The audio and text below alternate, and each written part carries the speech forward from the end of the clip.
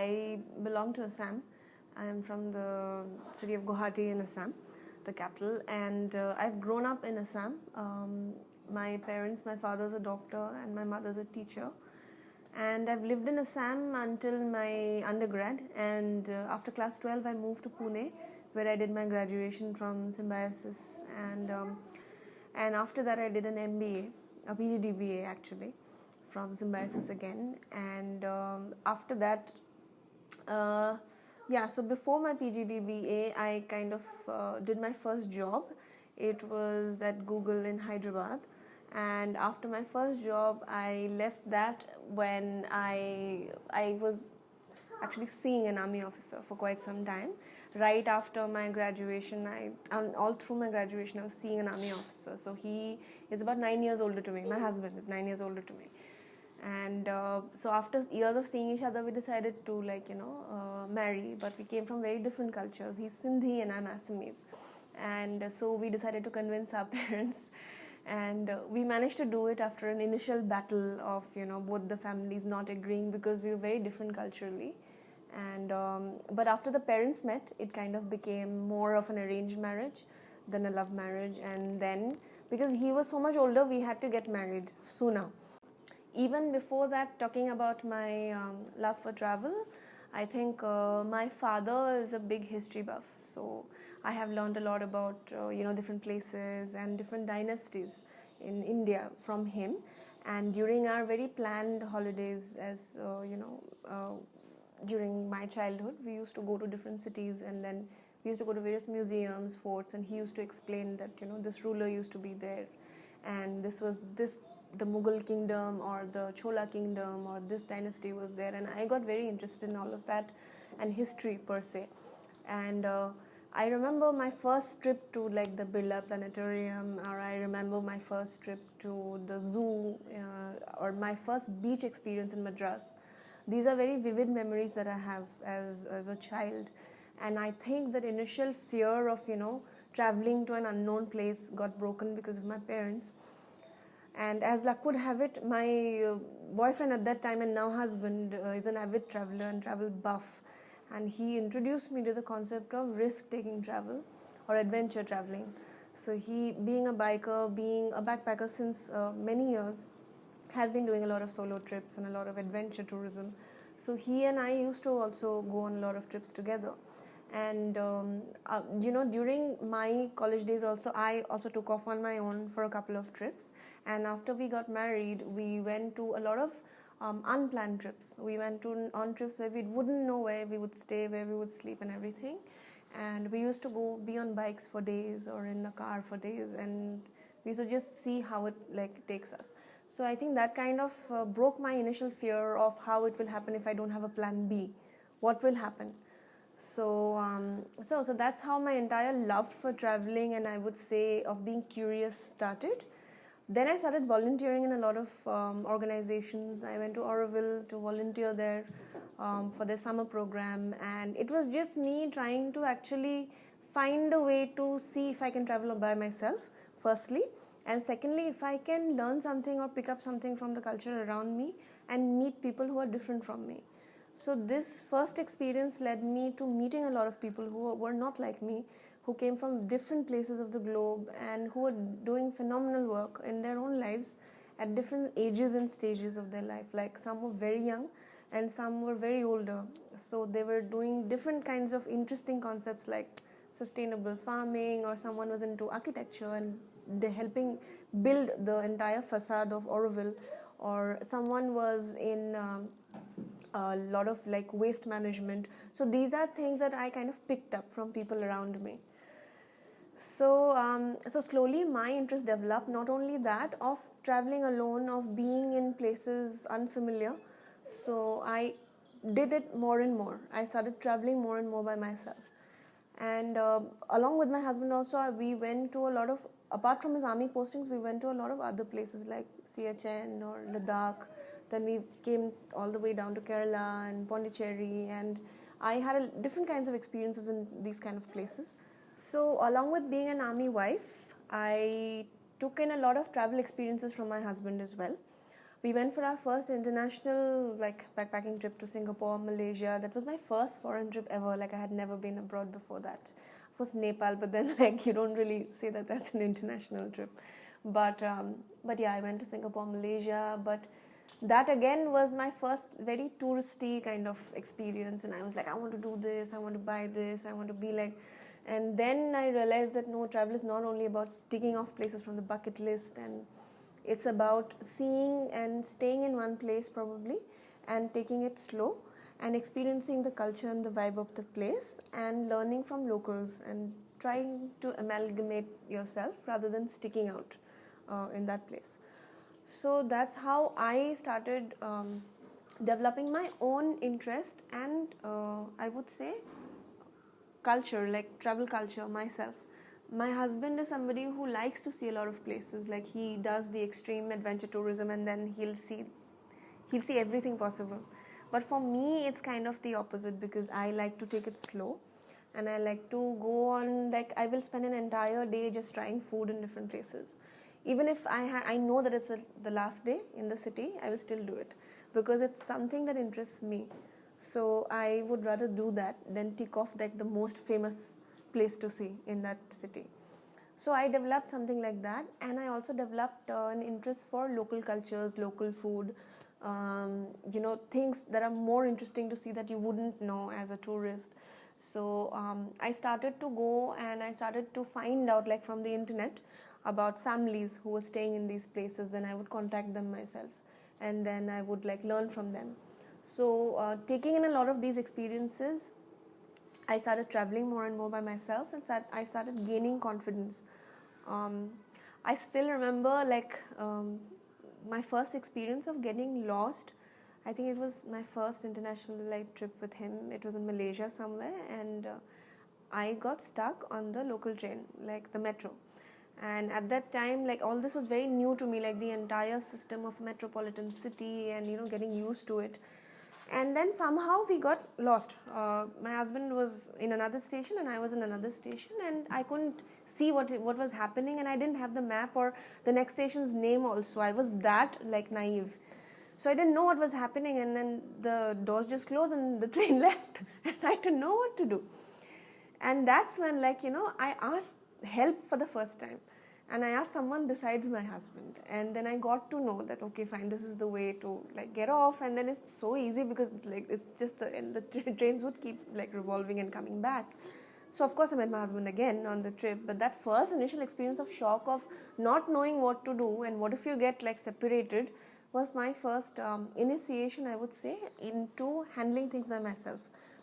And then I loved it so much that I started not taking him along for my next trips, and not knowing what to do. That's something that gives me a lot of pleasure.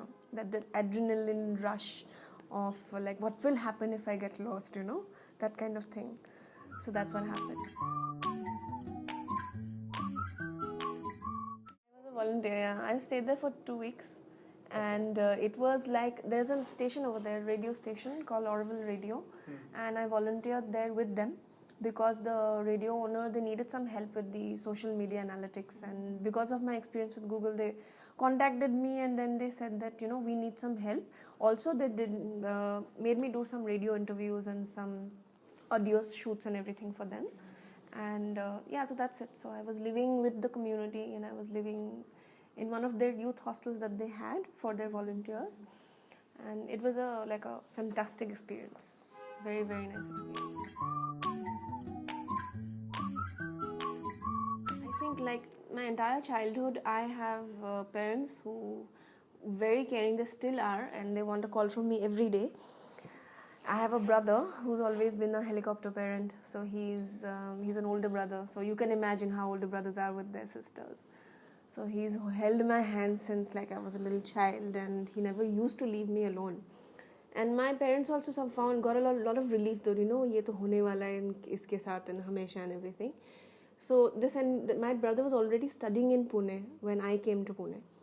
So they were relieved that at least the brother is there in the same city. But we found our own spaces there. He had his own group and I had my own group, and of course I met my future husband there, so they couldn't do much about protecting me. I think. So, so anyway, so they've always been like people who know they have a plan B in mind. They're very. My father was in a central government job, and all their lives, although we have taken trips, a lot of family trips and everything, they've always been a very structured and a very like family oriented thing. Like they would, I wouldn't imagine my mother backpacking anywhere, or going off and then not coming back, or like taking a solo trip by herself and come. Although like she's had a great childhood uh, as a child, and she was very exposed to like, I mean, good music and food and everything, but they were always told to be home by a certain time, and they were always like, sheltered and protected. So I was the same. I was very sheltered. I used to get dropped and picked up from places, and then I don't know what happened, and I completely changed. And I think it was the taste of something that I had never had as a child, which is a taste of the outdoors. And when I got it, I refused to give up. And so everything that I've done, I think, in my life, it's not it's a rebellion or anything. I feel like I have evolved as a person, and I have changed my own attitude of finding things or being scared of things and fear of the unknown. So these are things that I think every child is conditioned to believe, especially in an Indian society, that it's not safe out there. It's a big bad world, and you will get predated upon, and don't go. Especially if you're a woman, God forbid, if you go outside, something will definitely happen to you. But from my own experiences, I can tell you that the world is really beautiful, and it's just that you have to take a risk and you have to try. I was also initially scared of how I will be able to cope up when I go out, and what will happen, because if I go to a foreign country and I don't even have a local number to call, how will I end up being safe, or who will I tell at that point? My parents won't be there, and they'll be like, we told you about it and everything. So I didn't want that to happen. But as in when I started going more and more, I think the fear in me started diminishing, and my confidence in myself and my ability to handle myself grew. So when I realized this, and I started taking more chances, I pursued my masters after I was married, and this was also a conscious decision, because I had done a PGDBA. It was not a proper masters as such, and I wanted to study media from a long time. I found this really great course in Pune University, and I enrolled in it. And I remember that my husband was a lieutenant colonel at that time. We were serving in Bhatinda, and I gave him my results, and I said, see, I'm going, and this is so and so, and I want to do a master's. And he's been supportive always, but obviously everybody has questions. So his parents also had questions, and they were like, oh, she's going to go away and she's going to do, what do you mean a full-time master's? Like she can't do it distance. And I said, no, I really want to study after this, and I see myself as I see me pursuing a career in media studies, and I want to study further. So yeah, we managed to convince them, and then I moved to Pune and I stayed in a small room in a little hostel in Pune, and it was a huge change from my earlier sheltered army life again. So every time that I have these these very comfortable situations in my life, I start going away from that situation. I don't know why. It's something that's very inherent in me, that I find, oh my god, this is too comfortable for me, I won't be able to take this. So it was a very, very good life, the army life, and I've learned a lot from it. But obviously it was a part of me. It was not me completely. So I said that, I'll pursue it, and then I moved. And then I stayed like a student there. I was the oldest student in my class. And I met very, very good people from all over the country, and a lot of people from Maharashtra who had come to study from their own villages. And because it was a state university, I got to meet a lot of local people. I studied fantastic subjects: media research, video production, and for the first time I got initiated into film study and film appreciation, cinema courses and everything. So I was having a ball. And then I realized that my husband got posted to Pune. So he informed me. He said, you know what, I'm coming to Pune, and I've asked for a posting and everything. And my first reaction should have been, wow. But I said, what? instead of wow. And because I was beginning to enjoy like my freedom so much and staying in a little room in a hostel, and it was so nice that I had forgotten that, I was his wife who was supposed to have responsibilities in a married life. So then he was like, "You don't sound happy," and everything. So then I processed it. Of course, I was like, "No, no, no, this is so nice that you're coming." And then I told all my friends that, he's coming and everything. So then we moved again to an army camp in Pune, in College of Military Engineering. Then we stayed there for the next 2 years, and during my second semester of like us being posted here and me going to class every day, I realized that one day, just before I was like due to go to class, I took a pregnancy test and it turned out positive. So I was just like, before that I was not even prepared to be a mom. I think we didn't even discuss like being parents or anything. And it had been 7 years since we were married. And everybody obviously like used to ask, like, are you planning a baby or is it happening? And my in-laws and my parents as well. But we never really consciously discussed. And it was a course I was doing. I was not planning to get pregnant in between my masters. So, and I had planned to go on a family trip to Gangtok and Darjeeling before that, which was a hilly area. So all my tickets were booked and I was due to leave in a few days, and my classes were just finishing for the term. And then I get this positive medical report, And then I went to my husband with the test, and then I was like, "Look, I'm pregnant," and everything. Yeah, so he was overjoyed and everything. So he was like, "Yeah, that's great, And I was like, "Oh, what am I going to do? I'm studying. I can't quit right now, I'm pregnant and everything." And my first thing was like, "I want to go for the trip. I want to go for the trip. I planned this and everything." So he said, "No, there's no way I would." He said, "I think that you can go. You can go, but I'll talk to your family first." So we disclosed the news of my pregnancy on a phone call. And because we weren't even thinking seriously of pregnancy, my in-laws and my parents both thought it was a joke when we called them. We called them, and then I was like, "Oh, by the way, I have to give you some news. I'm pregnant." And they were like, "Why? What are you doing? Don't joke like this, Dinaz. And it's too funny. We are done with your jokes now." Because we used to joke about it a lot, okay? Because we used to have a dog, we used to call him our baby. So we never even thought of getting pregnant. Once I did, they really could not believe it, and we had to call them again and again, to convince them that I was actually pregnant. And then my mom immediately, she was like, "No, so then cancel your trip. You're not coming." I said, "No way, I'm coming. So they didn't let me go for that trip. That trip was cancelled. And I remember then the first day that I got to know I was pregnant, my husband was obviously like, "We'll go to the military hospital, we'll get a blood test done to confirm and everything."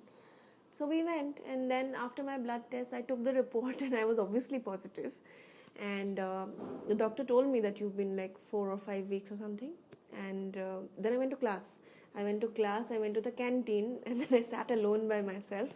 I didn't know what to do. And all my friends were regularly meeting me. "Hi Dinaz, how are you?" And I had a very swollen face, and then I was eating poha. I was thinking, "Oh God, what should I do now? I'm pregnant. How do I finish my course?" And I don't know what happened after that. Like some josh came into me in which, no, I have to finish my degree. I must go on and everything. And I did not tell my department. I did not tell my head of department, my professors, that I was pregnant initially, because I was scared of, I did not know what would happen if I would be able to carry the baby, or, how parents say that, okay, keep it to yourself the first couple of months. So I guess I was too, a little conscious about if I would be able to. Because I had always been I had such an active lifestyle that I used to be outdoors all the time or be on bikes and stuff. So I thought that I hope I'm able to carry the pregnancy well. So after I think about 2 months of me being pregnant and hiding it from everyone in class, I used to wear these jackets and everything just to hide my pregnancy, very filmy. But before the semester ended, I went on the day of my final exam, the day of my semester exams. I went to Madhavi ma'am, my HOD, and I told her, "Ma'am, I'm going to drop a bomb on you, and don't." So she thought that it's something very crazy, She's like, "What is it, Dinaz?" I said, "Ma'am, I'm pregnant." And then she said, "Wow, that's really nice." And I was like, "What? Why is she reacting like this? She should scold me, So, but it was all in my head. Like I'm saying, the fears were in my head.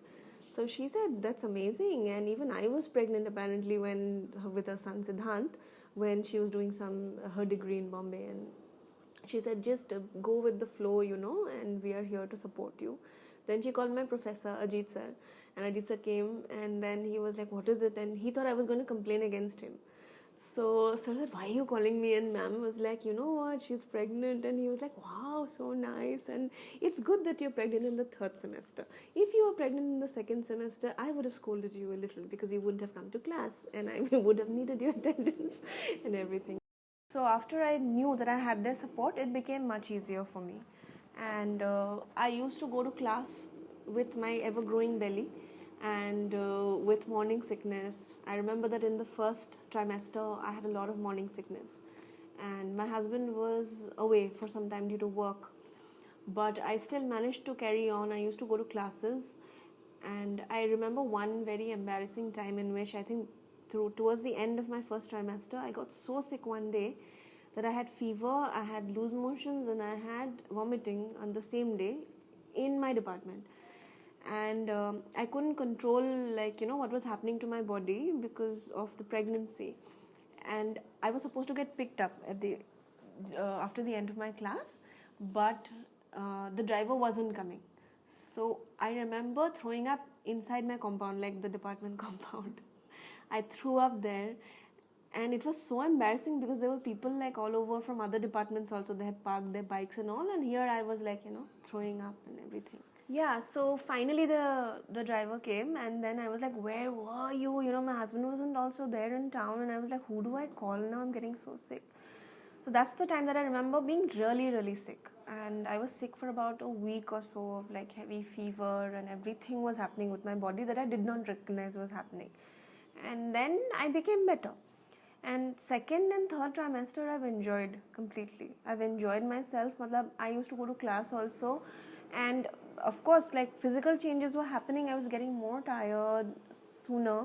I wasn't able to sleep, and I was getting morning sickness a little bit, and I was running like it was I was going short of breath and everything, but that did not stop me from pursuing anything. I used to go for class, and Madhavi ma'am had told me that you take a stool and you lift your feet up and don't worry about it, like nobody will tell you anything. So I used to like hide. There were these tables and I used to hide a stool underneath, and I actually used to take a chair.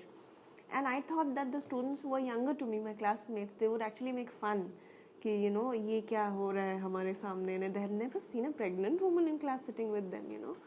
But to my surprise, they were so supportive, and I made some really good friends then, because they would take my husband's number, my parents' number. They were like, if you ever faint or you do something happens, we need to rush you.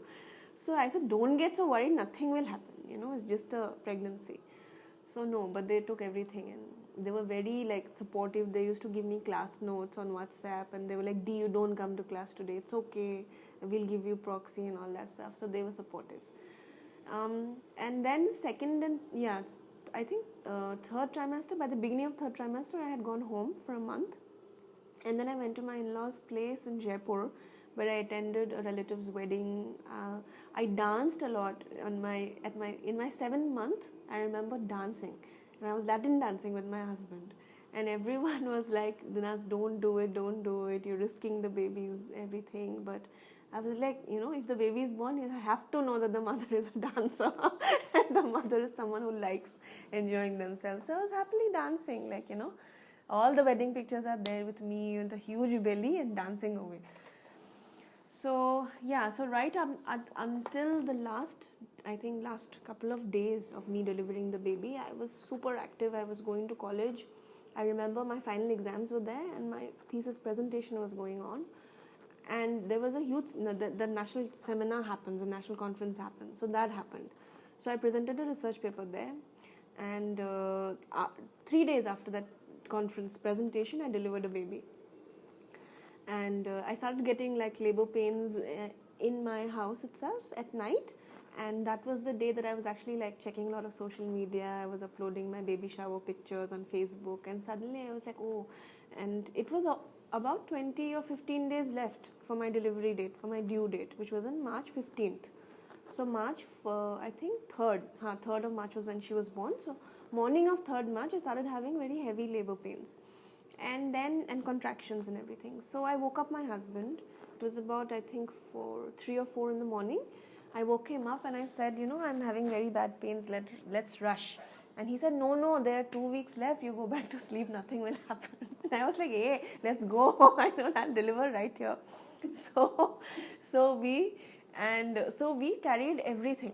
We carried everything. Like, we had packed a lot of baby bag and like mama bag and all. So my husband was very particular about all these things, that they should be like everything ready when you get labor pains. But we weren't expecting it so early. So we did that. We climbed onto the car. We took everything. We were so prepared that we forgot to take our medical reports. Everything except our medical files I forgot, like, which had everything from the scans and all the ultrasound like reports of the doctor. So obviously, you know, when you go for the final time, the doctor does need your medical reports. So we came with like luggage to move into a hotel or something, I don't know. We were walking and I was in pain and my husband was carrying the bags and the nurse was like, हाँ medical file कहाँ है? I said, अरे medical file ही भूल गए, कपड़े लेके आए, सब कुछ लेके आए, makeup भी लेके आए. But medical reports bhul gaye. And it was the quickest delivery in the history. I think I delivered in, I call it 127 minutes. Like, from the time that I started having labor pains, very high labor pains, and went into the hospital, and till the time she actually popped out, it was 127 minutes exactly. So that is the time that it took. And I always tell this to other moms also, that be very active when you are pregnant, because if you're not active, then it will be difficult for you during the delivery process, and also labor pains might, you know, increase because you're in like probably a rested position, or probably you're not used, your muscles are not, you know, your ligaments are not very well lubricated, or your joints are not being, you know, activated enough. So I always tell them that maintain some kind of a routine in which you are active, even if you're not as active as probably like going out every day. Try to maintain that walking schedule of some kind of like activity that will help lubricate your joints, because it's really helpful during the delivery. So yeah, so that's how my child was born. We named her Ariana. She's now 5.5. She's going to be 6 in March. Yeah, so before I think I delivered the baby, when I was pregnant, when we used to go out for our evening walks and all, everyone used to tell us, अरे अभी सब कुछ कर लो, baby के बाद कुछ नहीं करने को मिलेगा, and you know, get your sleep, get your like do all the fun things, because उसके बाद तुम भूल जाओगे, you know, your life will have to change, हो जाएगा. And we used to tell them, no, nothing like that will happen. And they used to be like, अभी baby नहीं हुआ है ना, समझ जाओगे after that. And they used to be with their babies at that time. And I was like, maybe it's true, you know, maybe it does happen and the life does change. But yeah, so but after she was born, we traveled to my husband's next posting, which was Bhatinda again. We went to Bhatinda again. And he took over a regiment at the time. He was commanding officer, and I had to be back to my duties as an army wife. My masters had just got over.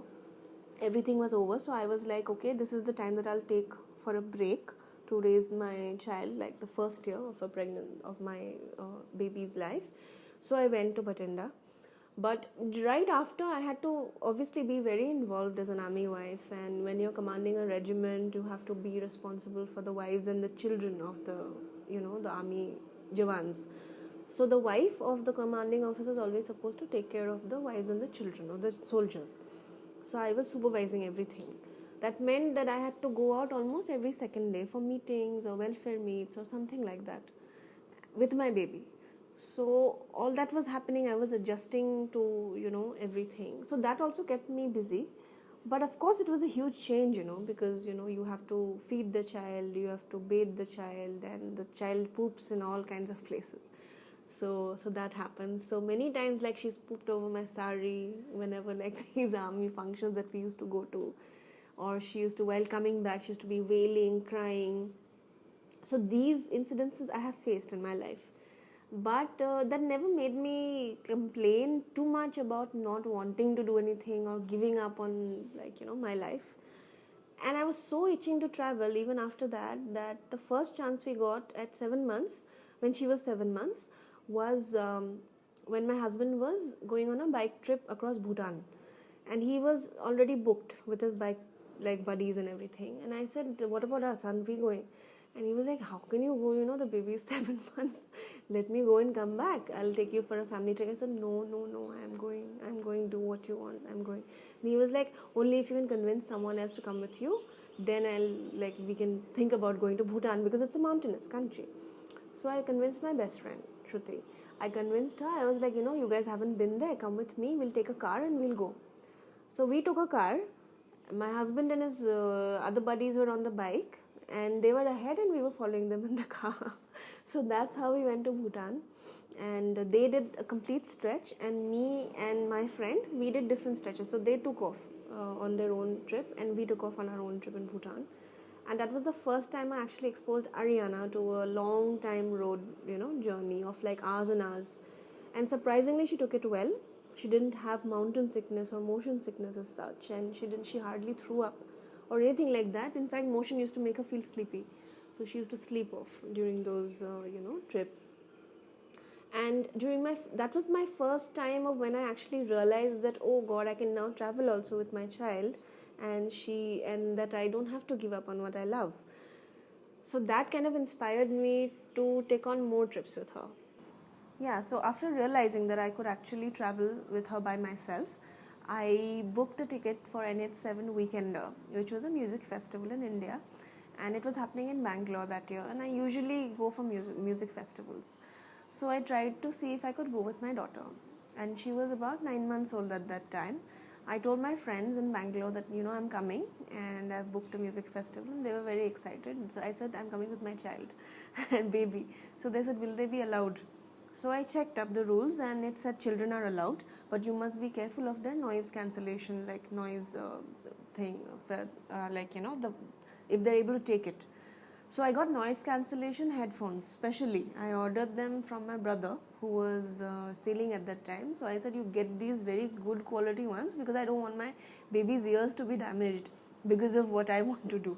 So he got them for me from outside, and then we went for her first experience in a music concert, and she was the only baby there.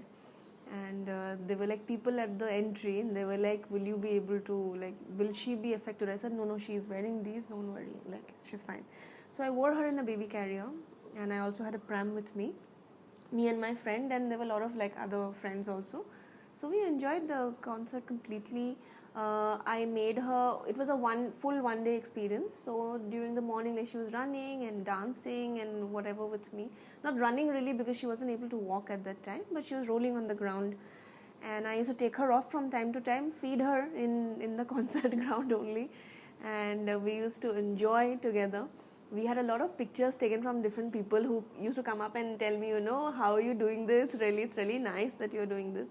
So all that we had fun.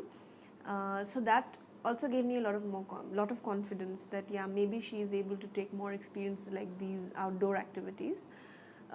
So the following year, it was 2015 when I had taken her to Bangalore. So 2016, my husband, me and I planned a trip to Europe with her, and this was supposed to be a completely backpacking trip. So before that, we kind of accustomed ourselves to the whole thing of, okay, we'll have to take a 16-month-old child with us. How are we going to do it? So we started walking extensively in our house and outside the house, and like going on daily walks with her. And we used to be very, very active so that we could cope up with the challenges of this trip. We promised ourselves that we will not book a single hotel. We'll do hostels. And then we will do all public transport, so we won't take taxis and all that stuff. And he was like, will you be able to do it? So I said, I don't know yet, but let's see. And then so we did 7 countries in Europe. We did Scandinavia, and then we came down to Germany, France, and then Germany. And from Germany, my plan was that he will go back and I will continue with Ariana. And that plan my family did not know. They knew that we were all going on a family trip, and we were coming back together to Europe. So when we did Scandinavia fine, and she adjusted very well to the trip. In fact, so after we reached Berlin in Germany is when my husband went back, And then suddenly he posted a picture on Facebook saying that, of both of us, saying, I hope you have a great time and everything, I'll really miss you. And everybody started saying, where are Dinaz and Aryana? Why did you leave them in Europe, you know? What do you mean she's, have a good trip? Where are they? And where are you? And my relatives also started asking and everything. So then Ashish was like, don't worry, they're safe in Europe, they're in Germany together. Okay, and it was the first time that I was off contact with anyone. And everybody started freaking out. And then I was also freaking out initially, obviously. It was the first time, and I was in a hostel. And the time that he left me, he took the flight and I took the train to Hamburg with her. I landed in Hamburg, and then I had to search the way to my hostel with a baby in a carrier and a rucksack behind. So I had that, and I had the baby in the pram. That was my plan, that I will wear the rucksack and I will have the baby in the pram. So we went there, and of course it's a smaller city, so people around there were not talking in English as much. They were talking in German. So I had to learn German on the go, like broken phrases. And then I saw these very old ladies on the road, and I was like, I tried to explain to them that I was lost and I was not able to find my hostel. So they said that, so everybody started saying something which was a little like, their expressions were a little like that. And I didn't realize what were they saying. They pointed me in the direction. And then I went there with the child, and somehow I reached this very old looking, place to stay. It was called Astoria or something. I landed there, and then at night, towards the evening, I realized that it was a red light district. Okay, that's why everybody was surprised when I was asking them the address. Now what I had done was, I had done it on booking.com without checking out the traveler reviews. And on booking.com it showed that it was a fantastic place and everything, and you can go and free breakfast and everything. So I booked it and I went, and I did not check out TripAdvisor reviews or any other hostel reviews, which was a mistake that I learned later. So that's why I always say that, read traveler reviews and what you learn from the first trip. So I landed there, and at night I used to hear cat calls from like Niche Sena, not for us obviously, for the people who were staying, and it was like completely a very colorful area to live in, and there were neon signs, and I was like, oh God, what have I done, like she's just a year old, why am I exposing her to all this? Luckily she couldn't understand what was being talked, Niche. But it was a good place to stay. The breakfast was great, but then I shouldn't have done it. I should have taken her to a safer area. Because every day that I used to go for my sightseeing and I used to come back, I obviously used to come back to the same place. And when it used to be post-dusk, there used to be a lot of other women who were looking for work at that time. There used to be a lot of men catcalling and everything, and I didn't want that experience. So Hamburg went off like that, and I spent about 3-4 days there. We saw a lot of beautiful sights. We took the Ho-Ho tours, the hop-on hop-off tours. And then I took her, I think, to one of the flea markets over there also. So we enjoyed like that, but then I learned that you have to read traveler reviews and you have to check out the accommodation ki actually kya hai wo reality mein. Then we went to Cologne, and then we went to Frankfurt, and both these other places I had fantastic times. We stayed in beautiful hostels by this community called Hosteling International, and it was built on, I think, a heritage building and overlooking the train station and the Cologne Cathedral, which is like one of the most beautiful things in the world to see. So she and I went there, and we went on again a sightseeing trip. I took her, walked with her extensively, took only public transport, like took buses, trams, I think, subways, these kind of things. I got lost also from time to time, but then I figured ways to get back. And when we used to get back, the hostel staff used to help us, like hold the baby for some time when I cooked dinner for her.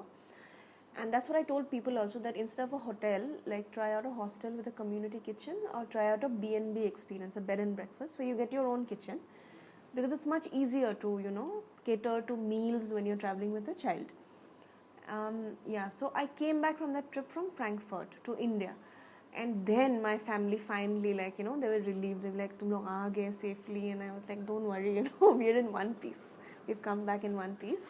And that I started writing about that experience. I was so shaken up from different kinds of experiences and meeting different people that I started writing about it on my blog. Then a lot of mothers contacted me. They were like, oh wow, you know, you've done this. I also want to do this. I am planning to go here and there, but himmat nahi ho rahi. How should I go? And many times they used to be like, parents won't allow us, in-laws won't allow us, husband won't allow me, and everything. So I said, more than anything, try convincing yourself first that you'll be able to do it. And once you are convinced, rest is like, you know, it's just the other part in which you need to convince that you will be safe and you are confident enough that the baby will be safe. Then I got a lot of questions like, did you carry a pressure cooker? How many diapers did you take, for instance? So I said, there are babies everywhere. That means there's poop everywhere. That means there are diapers everywhere.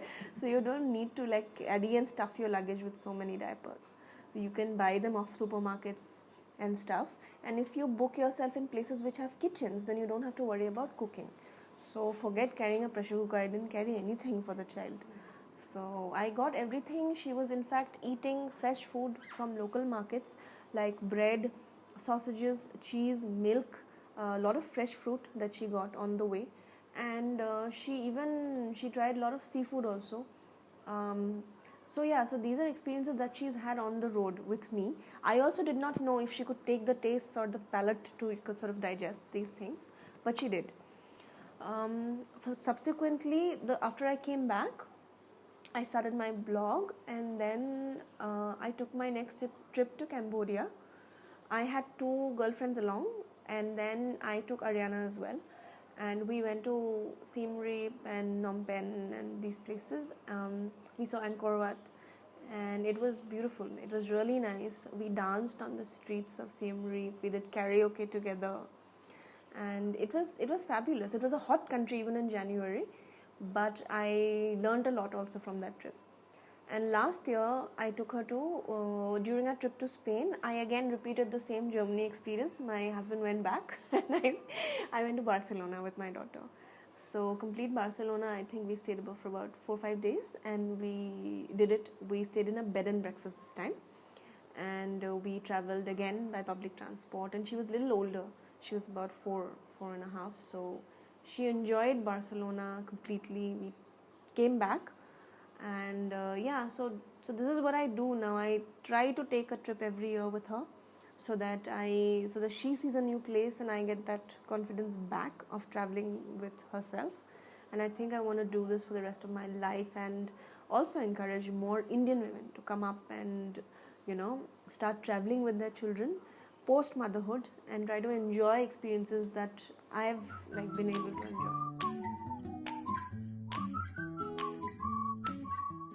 Yeah, definitely. I think she's become more open to the concept that there are people who don't look like her, who don't talk like her, who don't like eat the same kind of things, and there are other people like that who are equally good and who are equally like fun to be with, because she's met many kids that have like red hair, yellow hair, and she has black hair, and they don't eat dal chawal, and they probably read different things, they speak different languages, but they're equally fun to be with. She's played with these kind of kids, and she's realized that language is not a barrier, and nor is the same culture. Like, you don't have to be Indian, or you don't have to come from a certain like background to be a good person or be friends, because kids are just kids, they'll play with anyone. So that stereotypes of how we adults tend to have a lot of like cliched notions about people, prejudices that we harbor about people, that oh, she must be like this or he must be like this. These things are broken when you travel. And I have seen that she has become very curious. She doesn't remember many things because she was a baby during the first trips, but now that we have started traveling more after she's grown up a little bit, like her last trip to Spain or our Nagaland trip even, she remembers and she asks questions like, why are we doing this? Why are we taking the train? And sometimes we tell her exactly which part of the globe we are going, and then she'll take a part in planning and packing for the trip. So she says, can I take this? Can I take this? And we have to tell her, no baby, we are taking only 3 rucksacks, one for all of us. And then we are going to also have a pram. And I'm going to have, your diaper bag or one bag. So we cannot carry too many toys. So she understands all that. I think she's become like a global citizen now, and she wants to learn. Like the other day I saw her, like she was asking Alexa how teach me Spanish. So she was learning on her own and I didn't tell her anything. And because last year we went to Spain, and then she was like, Mama, these people are speaking in different like words. What does this mean? What does this mean? And I was telling her like whatever I could. But now I could see on her own she had started asking for words and she was repeating it. I will tell them to just go, just leave the fears behind and just take a trip and just see how it feels. And it doesn't have to be perfect. You don't have to have a superly successful trip to start traveling again. You might have blunders like my first experience that I told you about, and you will make many mistakes, but it's a part of discovering who you are and discovering your baby as well. Because when you're in a very protected environment around the child, there are 101 people telling you, this is good for your baby, that is good for your baby, or you should do this.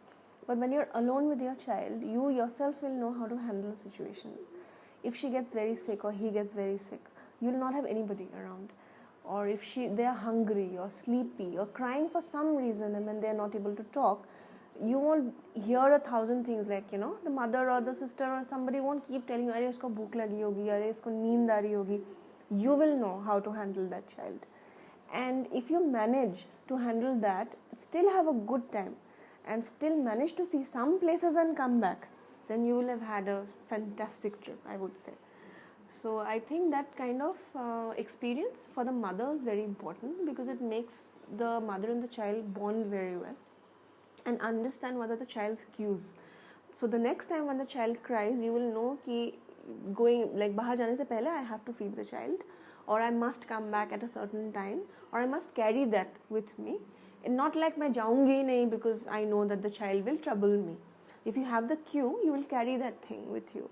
So this understanding will only happen if you're alone with the child, not with anyone else.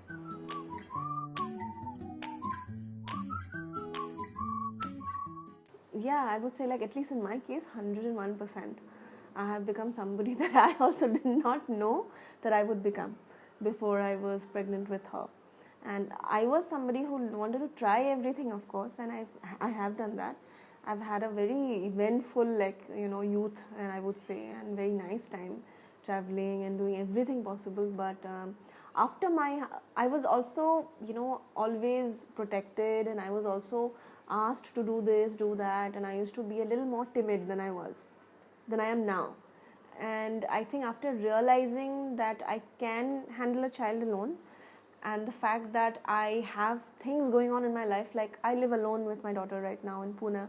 My husband is posted elsewhere, and I run a complete household by myself. I don't have a nanny or any help at the moment, and I know that I'm finding so much joy in doing this that I don't want to trade it for anything else.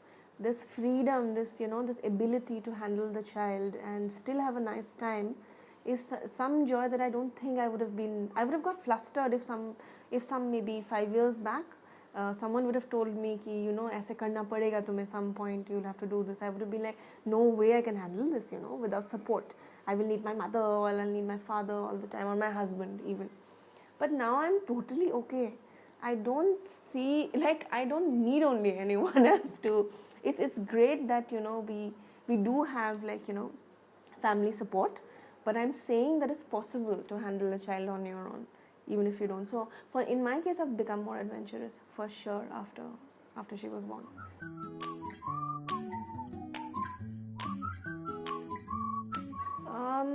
Well, absolutely. You can handle both. You can handle a career and a child together.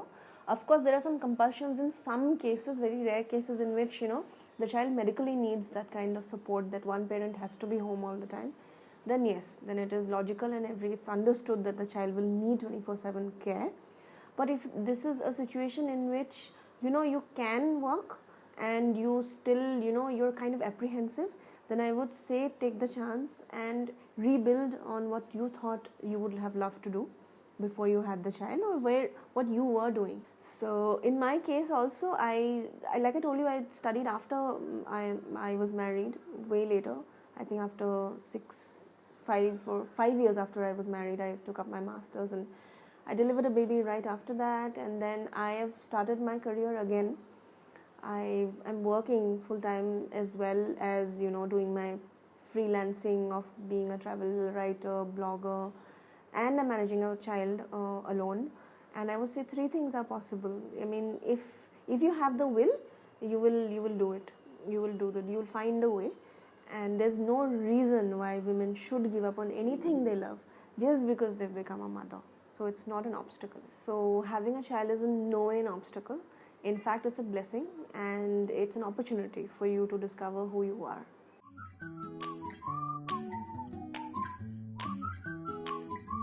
Yeah, it's important, I think, to have support from your husband.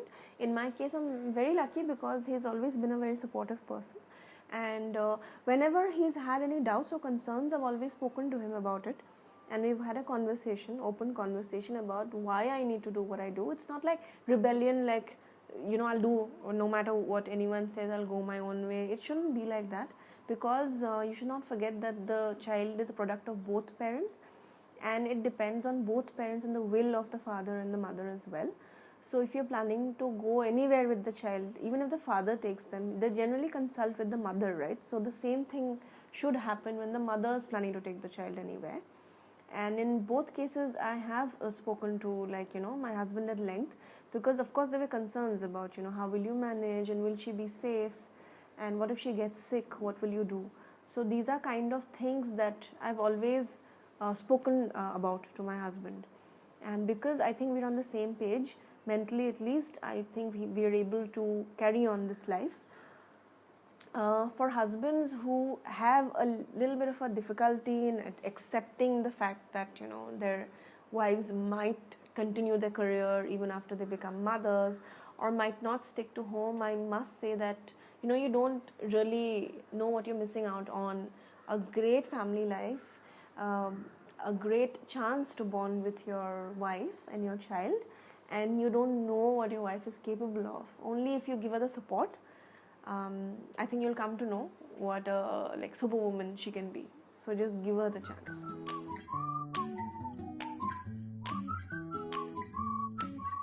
Yeah, well, in Europe, a lot of people do it. They do backpack with their children. I've seen very few solo mothers doing it. I've seen a lot of families backpacking with their children. It's very common in Europe, but in India, it's very uncommon. You don't usually see a mom taking off with her child and going somewhere, more so to a hostel and staying there by herself. So of course I've had reactions. I've had people asking me, how are you going to do this? Or, oh, what, you're alone? Or they ask me, oh, are you a single mom? Or they ask me, oh, are you divorced? And stuff like that, And even on my social channels, a lot of people ask me, are you divorced, or where is your husband, why don't you travel as a family? I said, it's a choice that I've made, and we do travel as a family, but I also travel with my baby, and this is something that we've been doing for a long time. So these are certain myths and stereotypes, I think, that come from not seeing a lot of women doing it.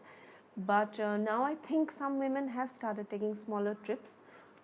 Some women get back to me from their trips and they tell me, oh, your tips helped me. I went here and there and I trekked with my baby today. Here are the photos. And these are the simple pleasures that I get of encouraging other moms to do the same things with their children. So similar experiences, I think, of staying in hostels, meeting people. Many times I meet youngsters, a lot of youngsters who are hosteling, and then they see the baby with me, and then they're like, from where have you come? And I say India, and they were like, whoa, we know India to be a very culturally diverse and a very orthodox kind of a place, and here you are with your child and you're alone.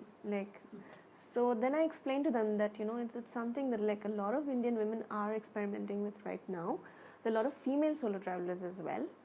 And I may be one of the few moms who are alone backpacking with their children from India, but I think you'll see in the next couple of years there'll be so many. I'm telling you, because with the internet being available to everyone, and with the ease of travel and experiences reading up on research and blogs from other moms, you do get a lot of inspiration.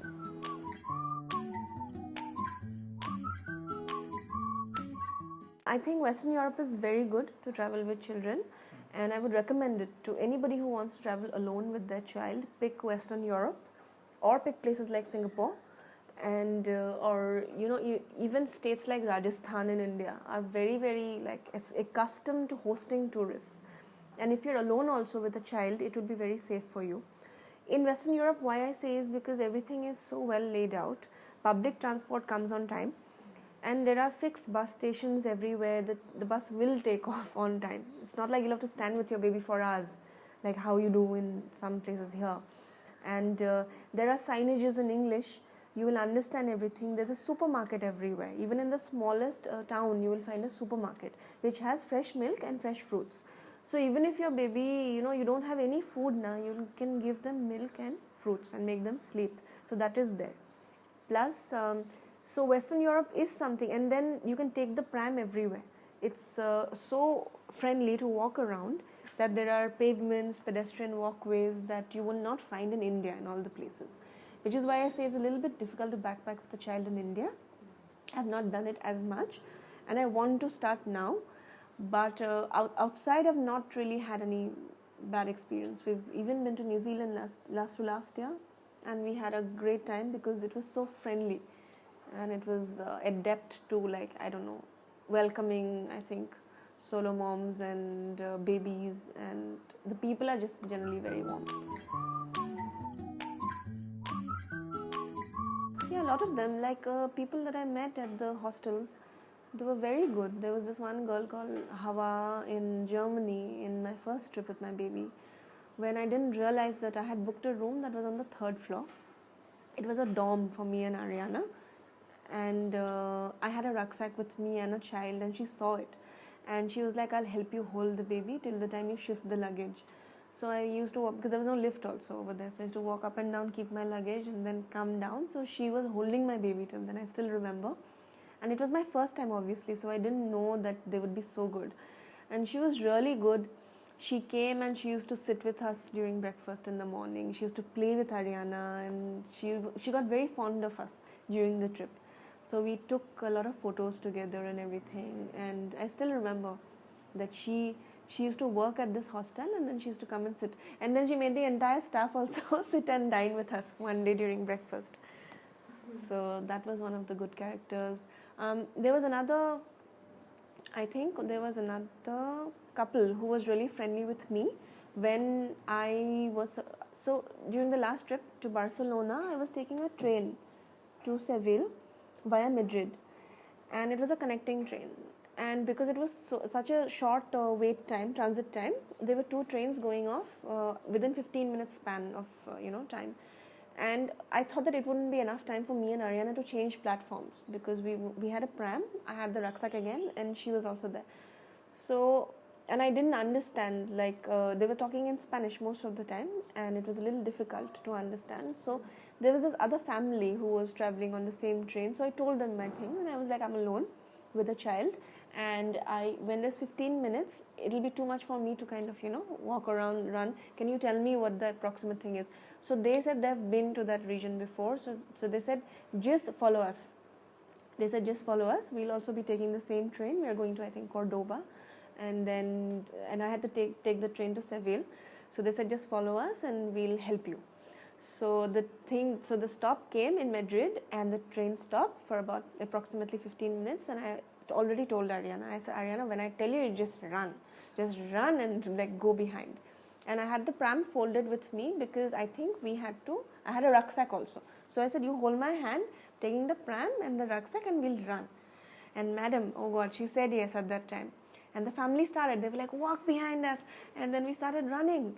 And in between, Ariana was like, I can't walk. Mama, carry me. And then she fell down on the floor. And she refused. And the train was going to leave from the other platform within maybe 10 minutes or something. And the other family was like, hurry up, you're going, okay? So I said, Ariana, what is this? And she refused to get up. She was like, my legs are paining, I can't walk, Mama. So then I'm again opening the pram, I'm making her sit down, and then she sat down, and then I wheeled the pram like nobody's business, okay? I didn't care who was there. I was like, wee, wee, wee. Finally, we reached the other platform, and that family was waiting. They were like, where were you? Thinking you'll get lost, and that you won't reach the train. Luckily, just before the whistle blew, we reached on the train to Seville, and then we found our chairs, and I was like, Ariana, don't you dare do this again. And yeah, so that was a very, very, very adventurous ride. But we did it. We did it successfully.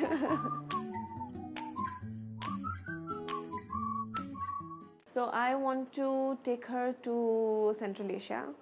I've been planning Central Asia for some time, and I've been hearing very good reports of Kazakhstan and Uzbekistan and all these countries. And I really want to do these countries with her because they're very beautiful, and I've heard the people are very warm. And they treat Indians well, for a change. So I want to go there with her. Also, I want to support a lot of local businesses at this time in India because they've suffered a lot. So I've tied up. I've already been speaking to some people, some operators in the Northeast and other states in India. So I plan to do Northeast very well with Ariana by myself, and then I'll also do a lot of road trips if I can. I'll take the car and then I'll just go somewhere, and then I'll spend a few days and come back. So small trips, I think.